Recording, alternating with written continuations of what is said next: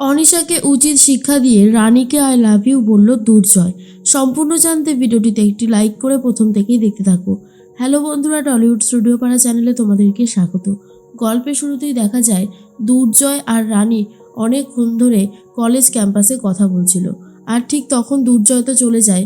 এরপর ধ্রুব চলে আসে, অনিশার ভাই। ধ্রুব তখন বলে, সত্যি তুমি খুব লাকি তাই না? রানী তখন বলে, হঠাৎ এমন কথা কেন? এমন কথার কারণটা ঠিক বুঝলাম না। রানী বলে, কি ব্যাপার বলো তো, তুমি চুপ করে আছো? ধ্রুব তখন বলে, না আমি এতদিন শুনে এসেছি বিয়ের পরে মেয়েদের জীবনটা খুবই টাফ হয়ে যায়। আর সেখান থেকে তুমি এইভাবে কলেজে আসছো, তারপর তোমার হাজবেন্ড তোমাকে দিয়ে যাচ্ছে, সারাদিনে তো বাড়ির কাজও করতে হচ্ছে না, কত ভালো একটা জীবন লিড করছো তাই না? এরপরে রানী বলে, হ্যাঁ আসলে কি বলো তো, সবটাই হচ্ছে কপাল আর কিছুটা হচ্ছে নিজের মনের জোর। তবে তুমি আমার সাথে এইভাবে কথা বলো না, কারণ কোথায় কি কথা বলবে এখানেও একটা শিক্ষার ব্যাপার থাকে তাই না? ধ্রুব বলে, রানী তুমি কি আমার উপর রাগ করলে? আমি কিন্তু জাস্ট মজা করেই কথাটা বললাম। আমরা একই জায়গায় পড়ি, একই ক্লাসে ক্লাস করি, এইটুকু অধিকার নিশ্চয়ই আমার আছে। তখনই রানী বলে, আমি সবার সাথে ইয়ার্কি মারি না।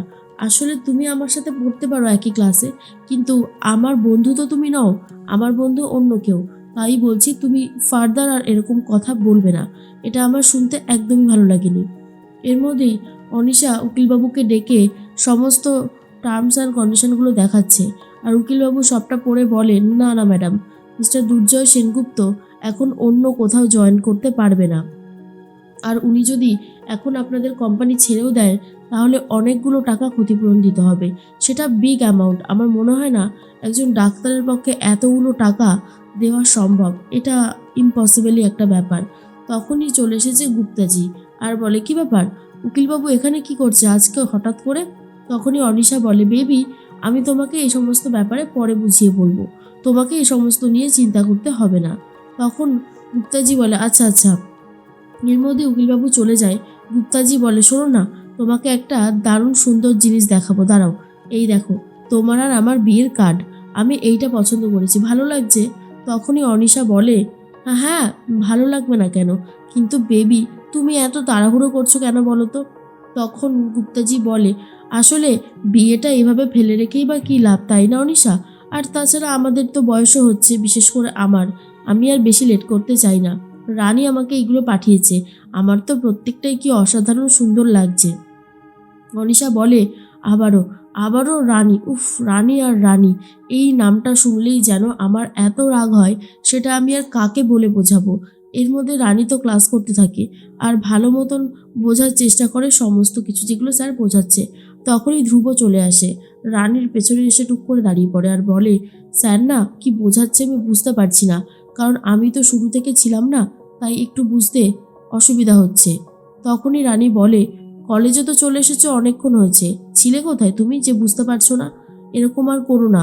এই সঠিক সময় যদি তুমি বুঝতে না পারো তাহলেই তো অসুবিধা, জানো তো? ডাক্তার হবার ইচ্ছা থাকলে তবেই আমার মনে হয় ডাক্তারি পড়তে আসাটা উচিত, অন্য কারোর ইচ্ছায় না। ধ্রুব রানীর প্রত্যেকটা কথায় প্রচণ্ড রাগ করে আর বলে, এই মেয়েটা একটু বেশি বকবক করে সব কিছুতে। আর অন্যদিকে অনিশা প্রচণ্ড রেগে রয়েছে আর বলে, এটা আমার সাথে করতে পারে না রানী। রানীর কী অধিকার আছে যে ও আমাকে বিয়ে দেওয়ার জন্য উঠে পড়ে লেগেছে? আমি ওকে ছাড়বো না, কোনোভাবেই না। এর মধ্যেই বাড়িতে চলে এসেছে সৌনক। খাবার টেবিলে বসে সমস্ত কাগজপত্রগুলো ঘেটে ঘেটে দেখতে থাকে। বিনায়ক তখন বলে, হ্যাঁ রে, তুই এইরকমভাবে কাগজগুলো ঘেঁটে দেখছিস? খাবার টেবিলে যদি এঁঠো পড়ে যায় তাহলেই তো গন্ডগোল হয়ে যাবে। আর তখন জেঠুমণি বলে, সেটাই তো, ওকে তো খাবার টেবিলে কোনোদিনও কাজ নিয়ে আসতে দেখিনি, কেসটা কি হলো বুঝতে পারলাম না। তখনই সৌনক বলে, হ্যাঁ আসলে এই কাগজটা আমাকে রানী আর জয়ই দিয়েছে, ওই নার্সিংহোমের একটা কাগজ। সমস্ত টার্মস অ্যান্ড কন্ডিশনগুলো আমাকে পড়ে দেখতে হচ্ছে। জয় বলছিল ওই নার্সিংহোমে আর কাজ করবে না। কথাটা শুনে নিয়েছে শুক্লা আর বলে, কি বলছিস কি? হ্যাঁ সেজো খোকা, মেজো খোকা, তোরা কি বলছিস বলতো? রিতম বলে, হ্যাঁ আমিও তো শুনেছিলাম। আর সৌনক বলে, সব থেকে বড় কথা, ওই নার্সিংহোমে অনেক প্রবলেম হচ্ছে, তাহলে ভাই থাকবেই বা কেন? ও যদি এই সিদ্ধান্তটা নিয়ে নেয়, ভুল কিছু তো নেয়নি, এখন দেখতে হবে আর আলাদা কোনো কন্ডিশন আছে কি না, না হলে হুট করে ছাড়লে অনেক বড় প্রবলেম হতে পারে, সেই জন্যই আমি দেখছিলাম। অন্যদিকে দুর্জয় নার্স আর আলাদা জুনিয়র ডক্টরদের সাথে খুবই ঝামেলা করতে থাকে আর বলে আমার পারমিশন ছাড়া এক গ্লাস জলও দেবেন না পেশেন্টকে, মনে থাকবে তো? আমি যখন বলবো তখনই দেবেন। এরপরই অনিশা চলে এসেছে দুর্জয়ের কেবিনে আর বলে আরে শান্ত শান্ত, কি করছিস বলতো, শান্ত হ।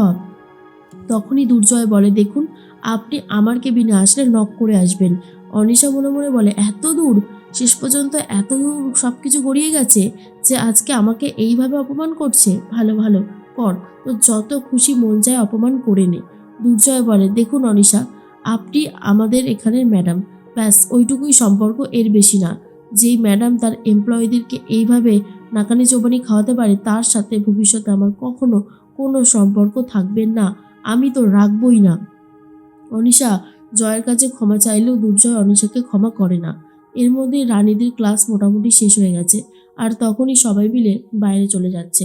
এরপর দুর্জয় ঠিক করেছে রানীকে ফোন করবে। অনিশা বলে জয় তুই আমার কথাটা একবার অন্তত শোন, তুই যদি না শুনিস তাহলে বুঝবি কি করে? জয় তখন বলে আমি তোর কোনো কথা শুনতে চাই না, বুঝতে পেরেছিস? যা এখান থেকে দূর হয়ে যা আমার চোখের সামনে থেকে।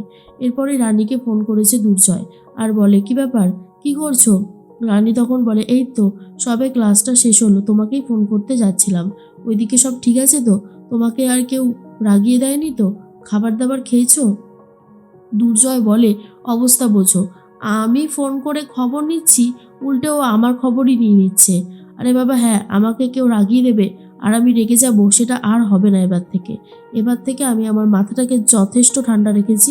তুমি তোমার খবর বলো, তুমি কি খেয়েছো? তোমার কিন্তু একটা আয়রন ট্যাবলেট থাকে এই সময়, খেয়েছো কি? রানী বলে হ্যাঁ খাবো। আরে এই মাত্রই সবে ক্লাস শেষ হলো, আমি এখনো বই খাতাগুলো গুছিয়েই উঠতে পারিনি। তখনই দুর্জয় বলে তোমার আশেপাশে কেউ আছে? তখন রানী বলে হ্যাঁ, কেন বলো তো? দুর্জয় বলে তাকে একবার ফোনটা দাও। এরপরেই বন্ধুদেরকে ফোন দিয়েছে। তখনই দুর্জয় বলে শোনো, ওই রানীর না এক্ষুনি একটা ট্যাবলেট আছে খাওয়ার, ওটা একটু খাইয়ে দিও তো ওকে। তখন সে বলে আচ্ছা আচ্ছা। এরপরেই সে ক্ষমা চায় আর বলে রানী, আমরা তো তোর হাজব্যান্ডকে অনেক খারাপ ভেবেছিলাম, রানী মানুষটা সত্যি খুব ভালো, তোর খুবই খেয়াল রাখে, আমি সরি। রানী বলে আরে বাবা ঠিক আছে। এরপর রানী দুর্জয়ের সাথে কথা বলে আর বলে কি ব্যাপার বলো তো, আমার বন্ধুদেরকে এটা বোঝাচ্ছিলে যে তুমি তোমার বউয়ের খেয়াল রাখো? দুর্জয় বলে তা তো রাখতেই হবে। শোনো, ওই একবার 3 ম্যাজিক্যাল ওয়ার্ডসটা বলো তো। তখন রানী আই লাভ ইউ বলে আর দুর্জয়ও আই লাভ ইউ টু বলে। আর অনিশা এই সমস্ত শুনতে না পেরে বলে কচি বউ পেয়ে বড্ড বেশি বাড়াবাড়ি করা হচ্ছে তাই না? তোর পুচকে বউকে এমন টাইট দেবো না, ও আর ভাবতেও পারছে না যে ওর জন্য ঠিক কী কী অপেক্ষা করে রয়েছে তারা। সুযোগ একবার পাই তারপরে বুঝিয়ে দেবো অনিশা কি জিনিস।